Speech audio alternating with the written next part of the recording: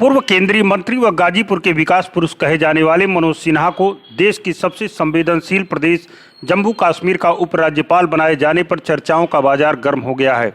एक तरफ जहां कुछ राजनीति के अति उत्साही शोधकर्ताओं ने श्री सिन्हा को इस नियुक्ति को उनको राजनीति के हाशिए पर ढकेलना बताया, वहीं काफ़ी बड़ी तादाद में उन लोगों की भी रही जिन्होंने कहा कि प्रधानमंत्री नरेंद्र मोदी के लिए जम्मू कश्मीर रणनीति का एक बड़ा हिस्सा है।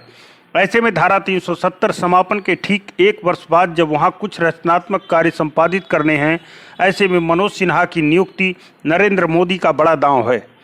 इस बात को बल इसलिए भी मिल जाता है क्योंकि वर्तमान सरकार के प्रथम कार्यकाल में प्रधानमंत्री उन्हें अपने नवरत्नों में शामिल किए थे। यूपी में भी प्रचंड बहुमत के बाद जब सीएम की दौड़ शुरू हुई तो तत्कालीन भाजपा के संगठन के लोगों ने खासकर देश के पीएम और भाजपा के अध्यक्ष अमित शाह की पहली पसंद मनोज सिन्हा ही थे। तब भी देश के प्रधानमंत्री नरेंद्र मोदी व गृह मंत्री अमित शाह की नज़र में मनोज सिन्हा की कीमत किसी नायाब हीरे से कम नहीं थी और आज भी उन्हें इस पद पर बैठाकर यह संदेश देने की कोशिश की गई कि आज भी श्री सिन्हा वही नायाब हीरे हैं।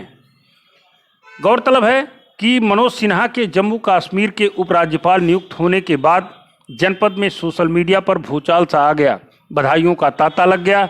ऐसे में कुछ तथाकथित राजनीति के भविष्यवक्ता ऐसे भी थे जिन्होंने कयास लगाना शुरू कर दिया कि उपराज्यपाल बनाकर मनोज सिन्हा को राजनीति के हाशिए पर ढकेला जा रहा है, जबकि काफ़ी बड़ी तादाद में राजनीतिक विश्लेषक, बुद्धिजीवी और तमाम लोगों ने एक सुर में कहा कि वर्तमान परिस्थिति में जम्मू कश्मीर देश ही नहीं बल्कि विश्व के तमाम देशों के राष्ट्राध्यक्षों व यूएन जैसी संस्थाओं की नज़र में रहता है।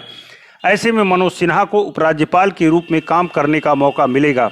फिलहाल जम्मू कश्मीर में एक वर्षों से पूर्व धारा 370 समाप्त कर पूर्ण राज्य का दर्जा दे दिया गया है, लेकिन चुनाव नहीं होने की वजह से अभी तक वहां की कमान उपराज्यपाल के हाथ में ही रहेगी। पिछले एक वर्षों से चल रही कश्मीर की गतिविधि में अब वहां रचनात्मक कार्यों के साथ ही आम चुनाव तक के कार्य कराए जाने की योजना का हिस्सा होगा। ऐसे में श्री सिन्हा की नियुक्ति प्रधानमंत्री द्वारा उन पर बड़ा भरोसा जताया जाना माना जा रहा है। गाजीपुर में लोगों ने कहा कि मनोज सिन्हा की कार्यकाल आने वाले समय में जम्मू कश्मीर से निकलकर भारत ही नहीं बल्कि विश्व के सभी सिरमौर नेताओं की नज़र में एक मील का पत्थर साबित होगा। आपको बता दें कि खास बात यह है कि वर्तमान में गाजीपुर जनपद के रहने वाले मनोज सिन्हा दूसरे राज्यपाल के रूप में शपथ लेंगे। गौरतलब हो कि इससे पूर्व गाजीपुर जनपद के ही सैदपुर तहसील निवासी कलराज मिश्रा वर्तमान समय में राजस्थान के राज्यपाल हैं। वहीं आजमगढ़ जनपद के निवासी फागू चौहान फिलहाल बिहार प्रदेश के राज्यपाल हैं। ऐसे में मनोज सिन्हा के जम्मू कश्मीर उपराज्यपाल की शपथ लेते ही गाजीपुर अपने आप में एक रिकॉर्ड में शामिल हो जाएगा। वर्तमान में भाजपा से जुड़े रहने वाले इस जनपद के 2 लोग वर्तमान राज्यपाल बने रहेंगे, वहीं पूर्वांचल से तीसरे राज्यपाल साबित होंगे। ऐसे में इस संवैधानिक पद पर रहने वाले पूर्वांचल के तीसरे शख्सियत के रूप में मनोज सिन्हा शपथ लेंगे। आपको बता दें एक छोटा सा परिचय मनोज सिन्हा का। साफ सुथरी छवि के मनोज सिन्हा का जन्म 1 जुलाई 1959 में उत्तर प्रदेश के गाजीपुर जिले के मोहनपुरवा गांव में हुआ था। मनोज सिन्हा ने गाजीपुर से ही अपनी स्कूली शिक्षा हासिल की। इस दौरान हाई स्कूल की परीक्षा में यूपी बोर्ड में प्रदेश में 7वां स्थान प्राप्त किया। उच्च शिक्षा के तहत काशी हिंदू विश्वविद्यालय बीएचयू स्थित आईटीआई से सिविल इंजीनियरिंग में बीटेक किया। इसके बाद मनोज सिन्हा ने एमटेक की डिग्री भी हासिल की। लोगों के सुख दुख में शामिल होने वाले मनोज सिन्हा का रुझान छात्र जीवन से ही राजनीति की तरफ रहा। 1982 में मनोज सिन्हा बीएचयू छात्र संघ के अध्यक्ष भी बने।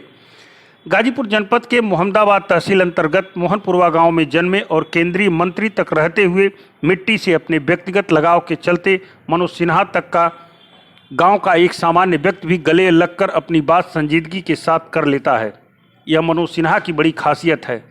श्री सिन्हा छात्र राजनीति के बाद सक्रिय राजनीति के रूप में गाजीपुर लोकसभा क्षेत्र से अपनी राजनीति शुरू की, जहां वे 3 बार सांसद रहे। इस दौरान 2014 में सांसद बनने के बाद प्रधानमंत्री नरेंद्र मोदी की अगुवाई वाली सरकार में रेल राज्य मंत्री के रूप में उनका गौरवशाली कार्यकाल रहा। इसके साथ ही उन्हें संचार मंत्रालय का स्वतंत्र प्रभार भी दिया गया था। मनोज सिन्हा खेती किसानों से जुड़े परिवार में जन्म लेने की वजह से इनका दिल हमेशा किसान और गांव के लिए धड़कता है। उनका लगाव पिछड़े गांव की तरफ हमेशा से ही रहा है। मनोज सिन्हा की सबसे बड़ी उपलब्धि ये है कि उन्हें राजनीति में एक ईमानदार नेता के रूप में जाना जाता है। वर्ष 2005 में देश की एक लीडिंग मैगजीन टाइम्स पत्रिका ने उन्हें 1989 से 2004 के कार्यकाल का सबसे ईमानदार सांसद का खिताब दिया। मैगजीन के मुताबिक वर्तमान में मनोज सिन्हा उन ईमानदार नेताओं में शुमार हैं जिन्होंने अपनी सांसद निधि का 100% इस्तेमाल लोगों के विकास के लिए लगाया। श्री सिन्हा के 2014 से 2019 तक के मंत्रित्व काल का सबसे खास बात यह रही कि रेल राज्य मंत्री रहते हुए मनोज सिन्हा द्वारा पूर्वी उत्तर प्रदेश ही नहीं बल्कि पूर्वी भारत में रेल का मजबूत नेटवर्क तैयार करते हुए आमूल चूल परिवर्तन किए। उनके द्वारा कराए गए तमाम विकास कार्यों के चलते उनकी छवि विकास पुरुष के रूप में बन गई। वह लोग विकास पुरुष के नाम से जानने लगे।